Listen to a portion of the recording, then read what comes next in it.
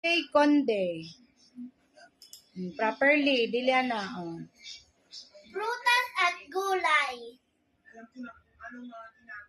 Habili ni nanay na kumain ng gulay. Sapagkat ito ay nagpibigay kulay sa ating buhay. Carrots at kalabasa, mayaman sa beta-carotene. Pampalinaw ng paningin.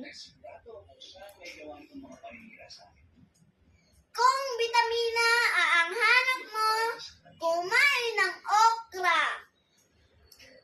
Ito ay mainam sa puso mo.